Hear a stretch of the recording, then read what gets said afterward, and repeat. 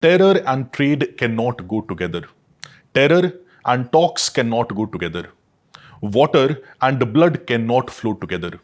These are the words of our Honorable Prime Minister of India while addressing the nation after successfully launching Operation Sindoor against Pakistan, who has been perpetrating terror against India since last many decades.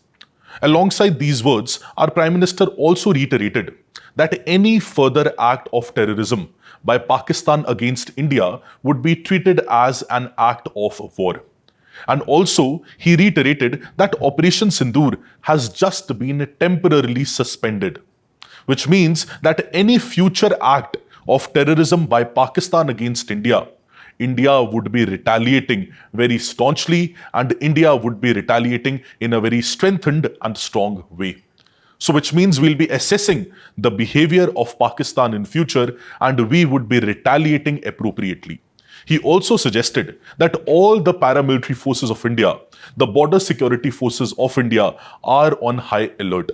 Alongside that, Indian Army, Indian Navy and Indian Air Force, all of them are on high alert and are very well prepared to retaliate against any such act of terrorism which Pakistan would perpetrate against India in future. And we have given a clear-cut warning to Pakistan that in future, if any such act takes place, our response would be very, very accurate, very strong and very staunch.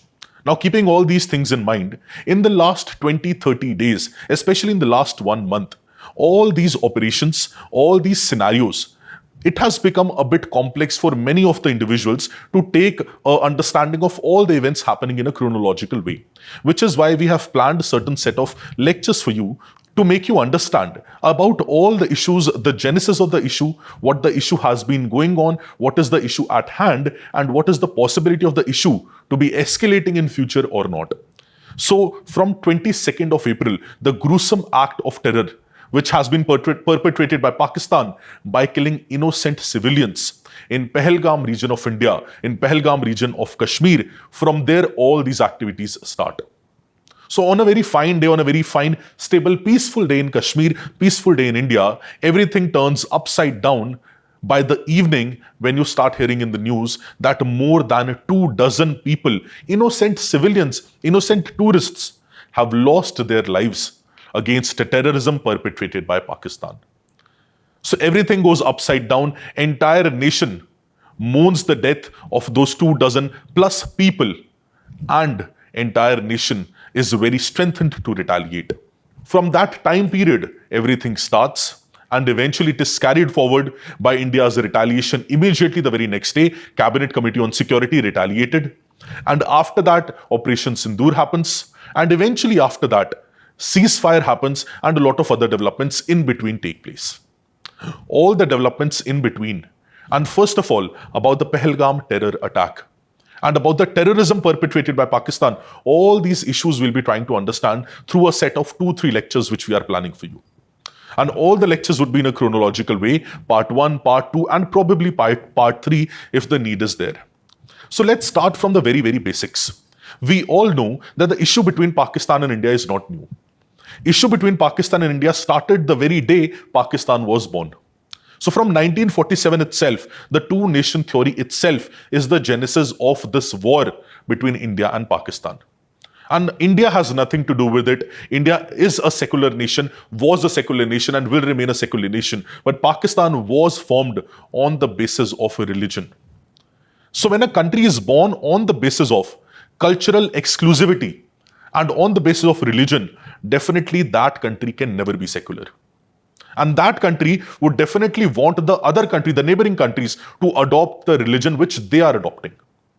And this is where the whole issue starts. Plus, alongside this, a territorial dispute, which from our side, there is no territorial dispute. From our side, we are absolutely clear that Jammu and Kashmir was, is, and will be an integral part of India. But a territorial dispute started by Pakistan when the Pakistani tribes invaded Kashmir region and Maharaja Hari Singh signed the instrument of accession, became Kashmir, India, Jammu and Kashmir became a part of India formally by signing of instrument of accession. After that, this to and fro between India and Pakistan started because Pakistan demanded and Pakistan said that Kashmir region belongs to them, which is having no basis at all.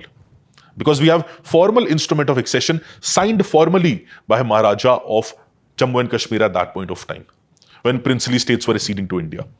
So that is where the entire genesis of the issue can be seen.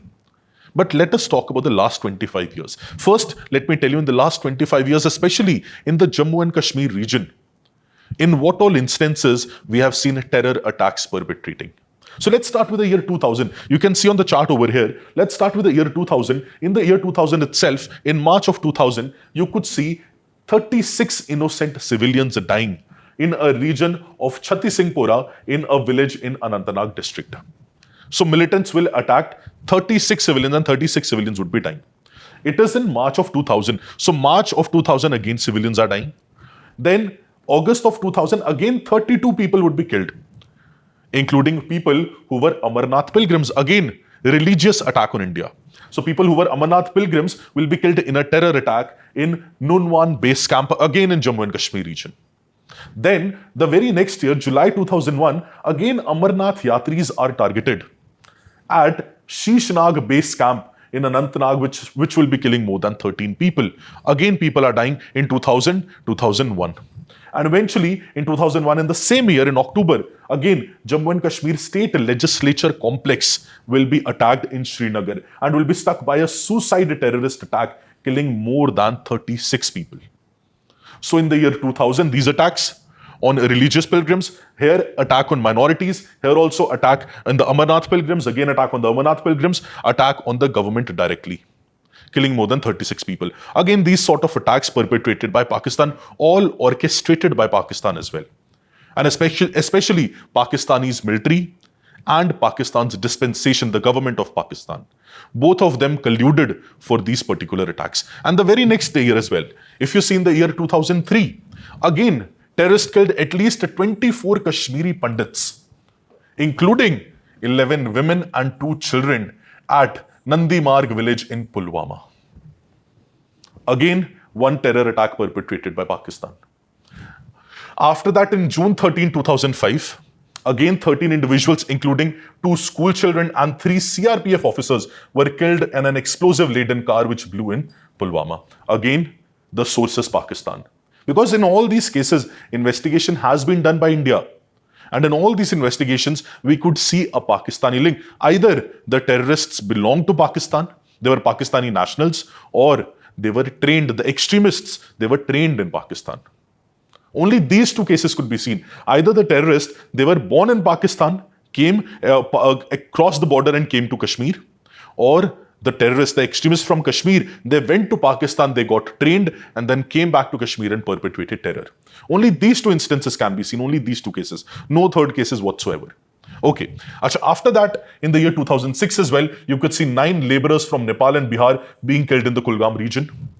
And eventually, in the span of 2006 to 2017, a lot of other issues, a lot of civilians would be killed, a lot of military personnel would be killed by intense ceasefire violation by Pakistani army, and the terrorists which are sent from Pakistan to India, lot of civilians would be killed. And if we see in the year 2017, which all of you would be remembering, there would be an attack on Amarnath Yatra bus in Kulgam where 8 people will be killed. Again, attack on Amarnath Yatris. And after that, in 2019, no one can forget the attack in the Pulwama region on February of 14th, 2019, when militants targeted the convoy of Indian security personnel. This was the most tragic event in the recent history in India. And again, links could be traced back to Pakistan. And then eventually, in the year 2019, 26th February, we saw Indian Air Force carrying an airstrike on Pakistan's Balakot region, targeting Jaish-e-Mohammed's facility. So this was our retaliation. But no one could forget what happened in the Pulwama region of Jammu and Kashmir, where our security personnel directly were targeted. And again, source could be seen in Pakistan. The handlers were in Pakistan. And the people who planned this attack, they were also sitting in Pakistan. And eventually, in 2025, on April 22nd, we saw the most gruesome act of terror ever, where more than 26 people were killed in a terror attack. 26 tourists were killed in a terror attack. Now just imagine the plight when those tourists were coming to Pahalgam region. Pahalgam region is a very renowned region for tourist activities. If you go to Kashmir, either you would go to Srinagar, Dal Lake side, or you'll go to Pahalgam after Srinagar, and then you'll go to Gulmarg, the upper regions. These are the three most prominent places in Kashmir region if you go and tour Kashmir region. And amongst these three places, the middle place, that is the Pahalgam region, that is where the terror attack took place. We'll be discussing about all the further details as well. But this is where the terror attack took place. Terrorists who actually perpetrated the terror in this particular instance. They were actually aware of the topography. And they were aware of the surroundings. That is why they came from the forest, they went inside the forests. And the tourists, the innocent tourists, the innocent civilians had no idea that what is coming against them. And just in a matter of a few minutes, everything turned upside down. Their entire lives were shattered. So all these instances, the whole chart which you can see on the board, this entire chart is there to suggest that just Pakistani activities in the Jammu Kashmir region, just we are talking about the Jammu Kashmir region, I'll talk about whole India as well. But till this point, we are just talking about Jammu and Kashmir region. All these acts of terror has been perpetrated by Pakistan since the last 25 years. This is just 25 years. If I start talking about the last 75 years, the whole day would pass away. Which means that Pakistan's attack against India is nothing new. It has been going on since last 75 years. And right now, this is the right time for us to retaliate, to staunchly oppose, because this can't continue any longer. This has to stop sometime. Either it would be when Pakistan ceases to exist, or Pakistan recovers itself, or whatever is the case. This needs to stop. That's all.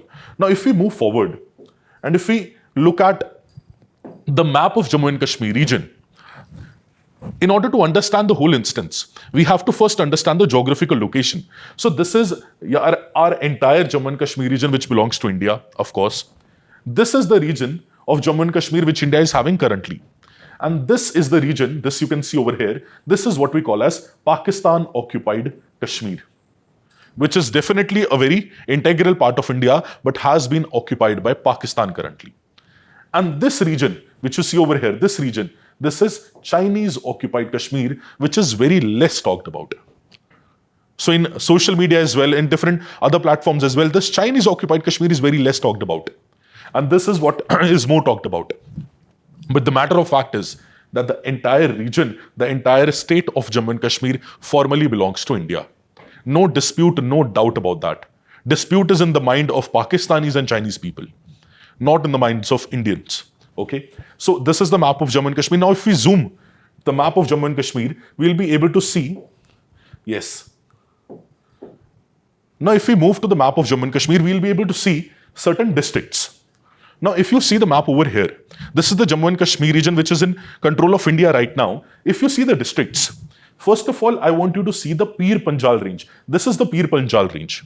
Pir Panjal range divides the Jammu and Kashmir region between this is the Kashmir region, and this is the Jammu region. So this entire region is Kashmir region. This entire region is Jammu region. Now I want you to carefully look at the districts. This is Poonch district, Jammu. Poonch district, again recently, where the firing started in Poonch village, where one Gurdwara was also targeted. Several different people were targeted and several innocent lost their lives after Operation Sindoor when Pakistan retaliated. So this is that Poonch region. This is the Rajouri region. Again, this is where the firings could be seen recently in the last few weeks. Then this is Riyasi region. Riyasi was also in news last year, if you remember. Riyasi terror attack. This is the Jammu region. Now, inside the Jammu province, this is exactly Jammu province, the full Jammu region. Inside Jammu region, this is Jammu district. So there is one district also known as Jammu. So this is Jammu district, this is Riyasi, this is Rajouri, this is Poonch, and this is Kathua. There are different other districts to it as well, but these are the major ones. And now you will see a very clear shift of terrorists from Kashmir region to Jammu region. In earlier times, where most of the attacks were happening, they were happening in the Kashmir region. But in the last few weeks, where have the attacks been planned the most? In Jammu region. Of course, Pahalgam is in Kashmir region, but the recent attacks in the last few weeks, after the Operation Sindoor launched by Indian government, Indian armed forces, After that, attacks have been perpetrated in these regions. We'll be understanding in detail about the operations in Dur as well, but Punch, Rajouri and Jammu, these are the areas where attacks could be seen. And then let us focus on Kashmir region. Kashmir region, all of you are very aware of the districts. This is your Kupwara, this is your Baramulla, this is Srinagar, the most famous district. This is Pulwama, this is Shopian, this is Anantnag. Most of them very heavily perpetrated by terror. And terrorist organizations are very active in most of the districts in Kashmir region, right? So these are the districts in Kashmir region, these are the districts in Jammu region. These districts you should be aware of in order to understand the entire issue in a very comprehensive way. Okay, now let us focus on the terror grips in different districts. So all of these regions, again, you can see this Jammu division, this Kashmir division, this Pir Panjal range, right? So security forces and civilians killed and the number of terrorists killed. Of course, the number of terrorists killed are very less. And this is for the year 2023, of course. But again, you can see in the entire map as well that most of the regions are very heavily infested. For example, this Pahalgam region, in the last many years, many people have died, right? So in this Jammu region, again, many people have died. Kathua region, many civilians have been targeted, right? So all these, again, data show that Jammu and Kashmir region, most of the districts are heavily infested by terrorism. Earlier, it was the Kashmir region, which was on the target of terrorists. Now it is the Jammu region, which is at the target of terrorists. This is what a shift we can see after the year 2019, when abrogation of Article 370 happened and Jammu and Kashmir Reorganization Act came into place, right? Okay, now let us move further and let us now actually see what happened on April of 22. Because in this particular lecture, we'll be trying to understand in April of 2022, what actually happened and what scenario took place. So now let us try to understand what actually happened on April 22nd, 2025. Now from this chart, you'll be able to understand that on the date was 22nd April 2025, the place was Besara Meadow near Pahalgam, south of Srinagar. And where is this place? This is place over here. And in Jammu and Kashmir region, it is somewhere over here. In Srinagar itself, south of Srinagar, there is a place known as Pahalgam, which is Besara Meadow. It's a meadow. It's a large piece of grass, large piece of land where grass is there. In that meadow, inside that, this terror attack took place. So you can read over here, unidentified gunmen opened fire on the group of tourists at Besara Meadow, a remote meadow accessible only by foot or pony ride. This is why you could see that quick response team took a little bit of time to reach over there. And this is what the terrorists had actually planned, that we will attack at a place where security forces could not reach immediately because of difficult terrain. Okay. Then, according to the eyewitnesses, the attackers fired from close range, definitely. And this is also true. If you talk from the eyewitnesses' point of view, it is also true that the religion of the people was asked. That what is your religion? And on the basis of religion, targeted killings were made. That is also very true. And casualties, at least 26 tourists were killed and several other people injured, and mental scars over lakhs and crores of Indians. That is unaccounted for. Okay. Acha, who took the responsibility as soon as this happened? The responsibility was taken by one terrorist organization named as the Resistance Front. Now, this Resistance Front, it has claimed the responsibility for the attack. And India has officially designated the Resistance Front as a terrorist organization under the UAPA Act of 2023. Unlawful Activities Prevention Act. Under that 2023, we have designated the Resistance Front as a terrorist organization. But what is this TRF? Now this TRF, it was formed in 2019, shortly after the abrogation of Article 370, and it began as an online outfit. But within a few months, it evolved into a physical group by integrating militants from various factions, including Lashkar-e-Toiba. So we usually call the Resistance Front as a proxy of Lashkar-e-Toiba and as an offshoot of Lashkar-e-Toiba, which is perpetrating terror inside India in the Kashmir and Jammu region. Kashmir Valley and Jammu region. This is your Resistance Front who has taken over the responsibility. Now, let us very briefly understand immediately what steps were taken. Now, as soon as this happened, 22nd of April, on the next day, very next day, Cabinet Committee on Security meeting took place. Achha, on that same day itself, our Home Minister flew to Srinagar region, and the next day went to Pahalgam region. Our Honorable Prime Minister of India cut short the trip to Saudi Arabia, came back to India. At that time, who was visiting India? US Vice President J.D. Vance.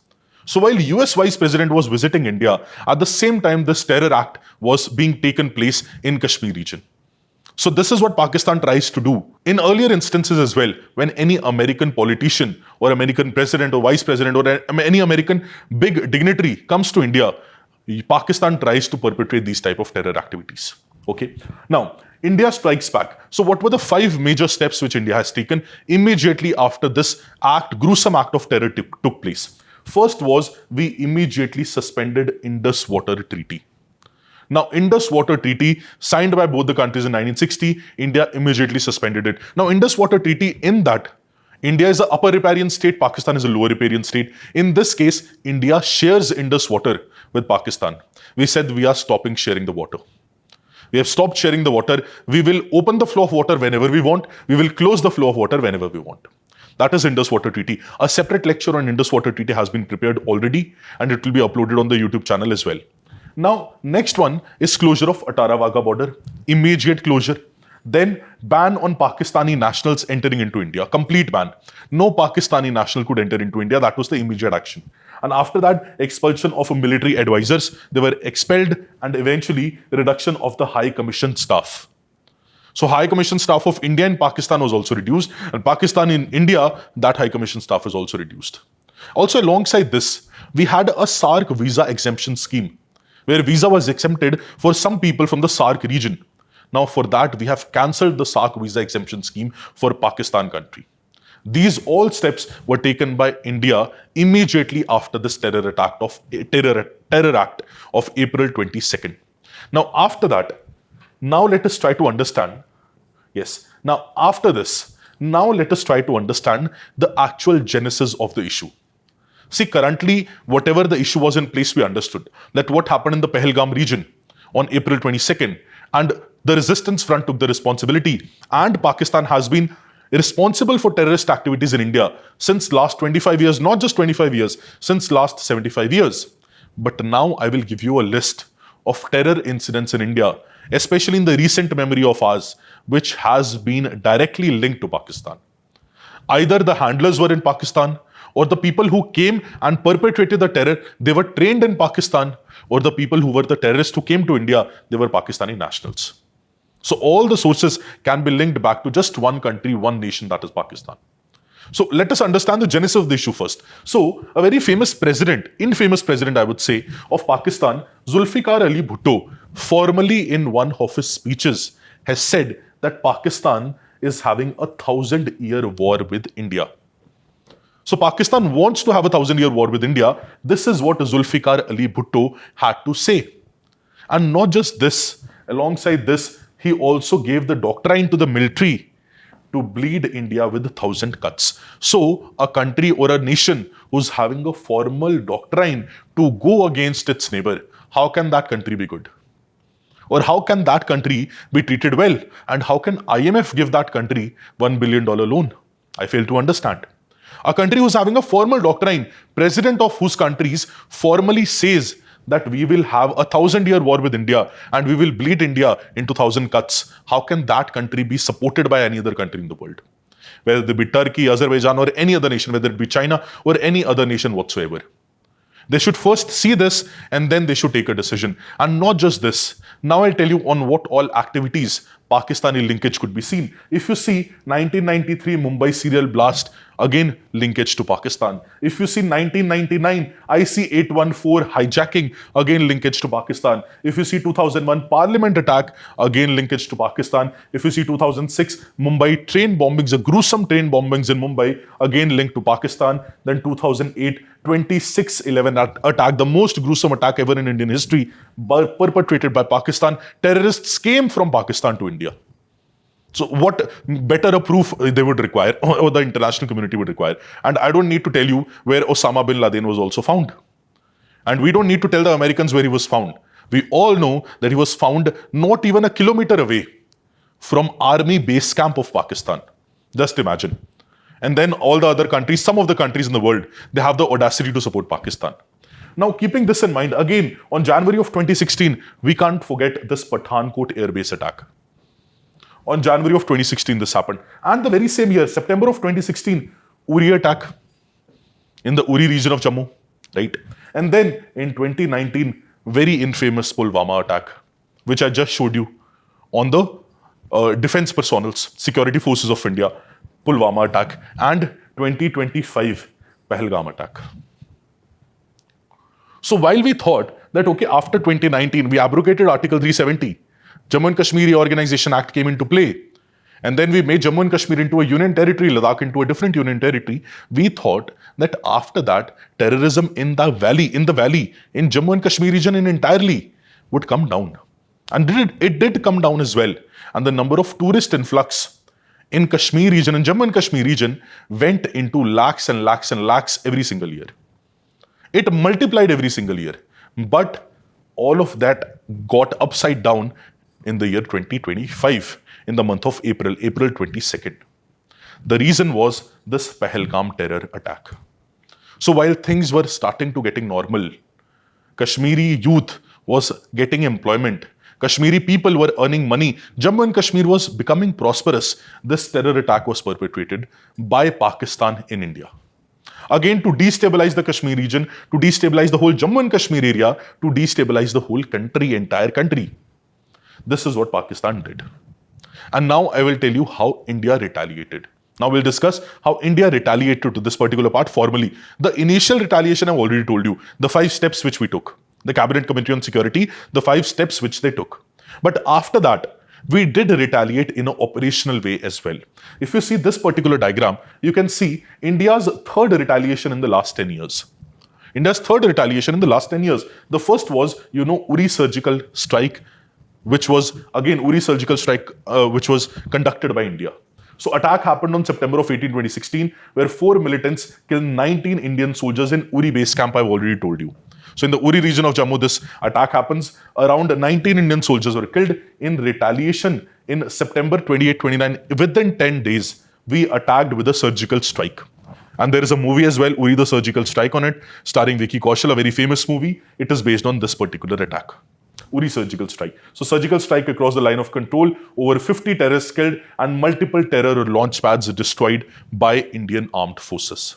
So this is one such retaliation. Another retaliation was Balakot airstrike, all of you would remember.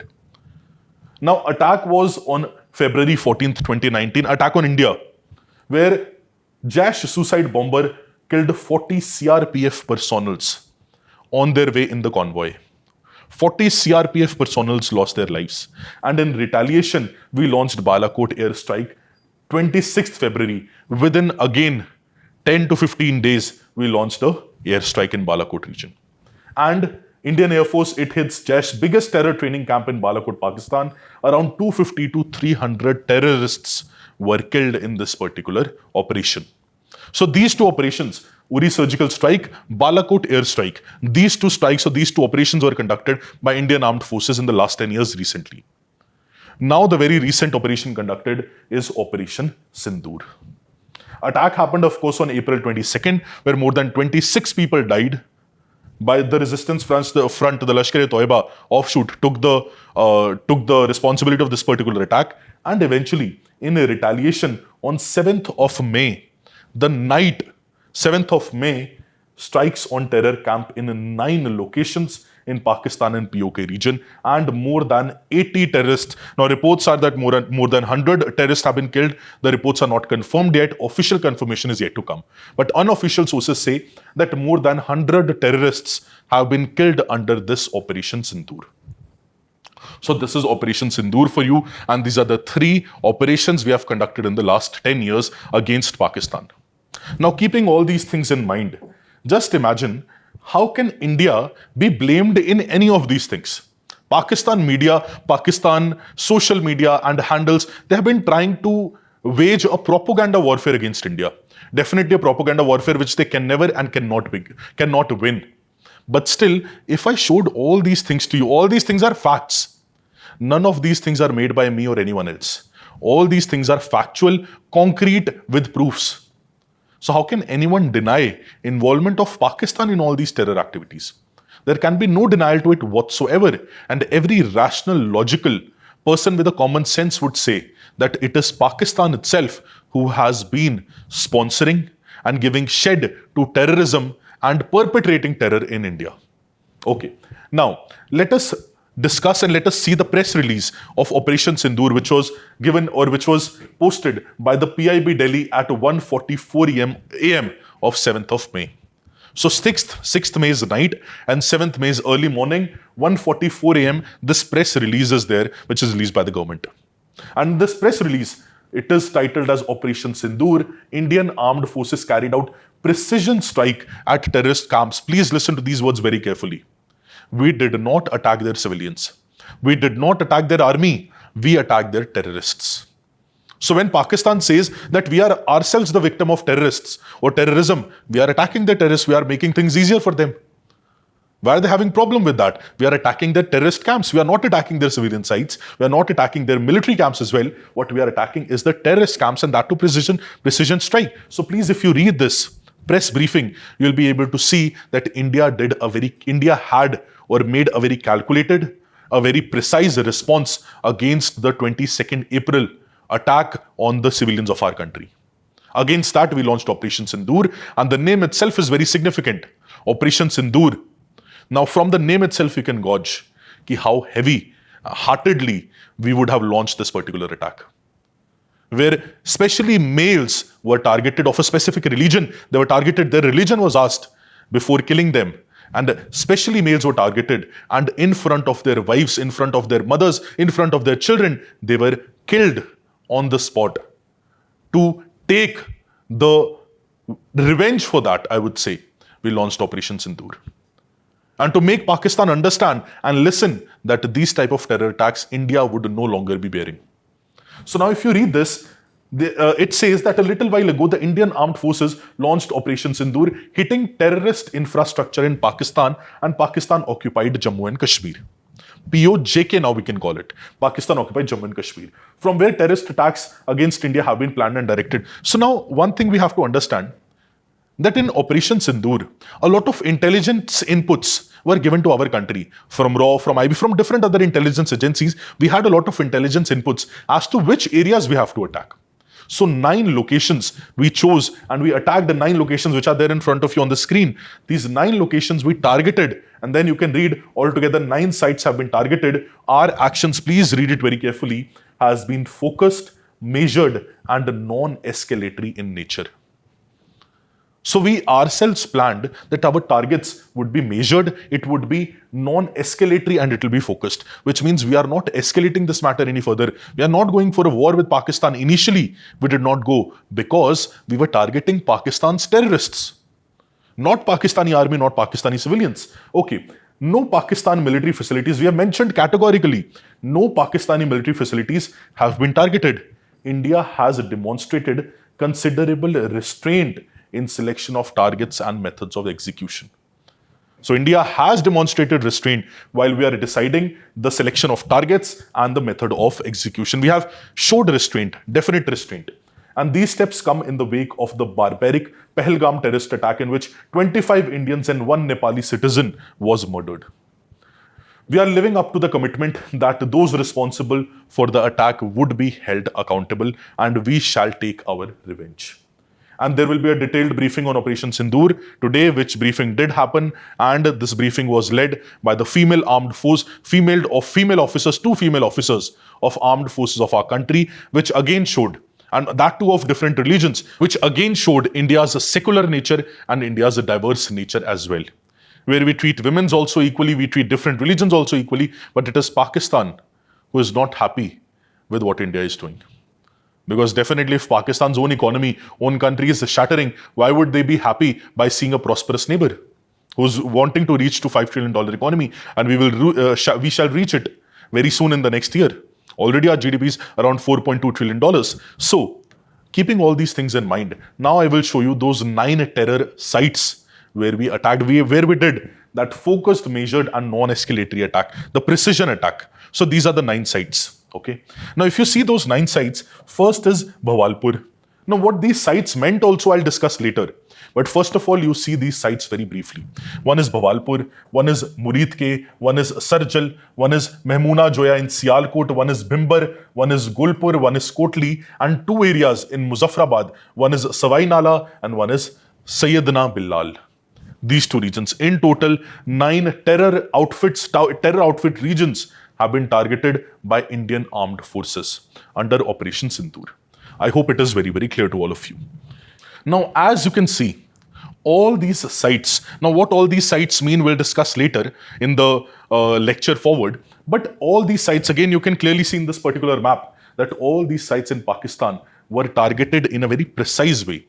And these sites did not include any civilian facility, did not include any military facility as well. All these sites included terrorist facility. And that was the input which we got from our intelligence agency. Since long, we had this particular input. And we were able to use that input to basically neutralize all the facilities in one single instance. At one single instance, I'll show you the tweets also, which the army's handle have also published at that particular time. But you just see the response of the world. First of all, you see the response at that particular time when this happened in the morning, when morning was there in India. The response of US President Donald Trump, you could also see. He says that hope it ends very quickly. The war between India and Pakistan, or this skirmish ends very quickly. Trump reacts to India's Operation Sindoor on terror camps in Pakistan. He says that he would like to be involved, or he would like to help in whichever capacity he can. And eventually, we will see later on, the ceasefire would be brokered by US. So US would be the one who would be reaching to India and would be reaching to Pakistan and would be brokering a ceasefire. Now, to what extent it is true, to what extent there are different vested interests, we'll discuss on it later when we discuss about the ceasefire. But till now, I'm just explaining to you the chronology. So from 22nd April till 7th of May, I've discussed the chronology with you. 3 instances have happened. 22nd April, the terror incident takes place. After that, immediately the very next day, we take 5-pronged step against Pakistan, where we suspended the Indus Water Treaty. All those other things were there. In retaliation, Pakistan put Shimla Agreement into abeyance. That is what was done by Pakistan. And again, it is going to haunt Pakistan more than India. And there is a separate video on Shimla Agreement also, which is on Vajiram's YouTube channel. You can watch that as well. So that happens. And then on 7th of May, finally, we launch Operation Sindoor to hold all those people, the terrorists, accountable. After 7th of May, what all incident happens? Because 7th of May, 8th, 9th and 10th, these 4 days are very crucial. Because in all these 4 days, the possibility of war was created between India and Pakistan. And the retaliation was very heavily made by both the sides. Which is why these 4 days, that is 7th, 8th, 9th and 10th of May, are very crucial for us to understand in a chronological way. And this is what we'll be understanding further. Okay. Now, again, this is what the former Prime Minister of UK had to say, Rishi Sunak. He says no nation should have to accept terrorist attacks being launched against it from a land controlled by other country. Says India is justified in striking terror infrastructure. There can be no impunity for terrorists. The former Prime Minister of United Kingdom also supports India in this particular instance. Definitely, I told you, all the proofs, all the facts are there to show that Pakistan is the one who's sponsoring terrorism in India. And Pakistan is the one who's perpetrating terrorism in India. So there is no doubt, no questions about that. It is for all of us to see. And then our External Affairs Minister, Dr. S. J. Shankar, says the world must show zero tolerance for terrorism. While the Operation Sindoor was launched, he tweeted, Operation Sindoor, the world must show zero tolerance for terrorism. And this is where we launched our Operation Sindoor. Now, what is Operation Sindoor and what actually happened on May 7th, May 8th, May 9th and May 10th and eventually ceasefire? All those chronological events we'll be discussing in the next session. I hope you gained a perspective from this particular session and you gained the knowledge of how Pakistan has been actually sponsoring terrorism and committing the act of crime and terror in India since the last many decades, since the last 75 years. I hope it made sense and all the things are now crystal clear to you. All the best and have a beautiful day. Thank you.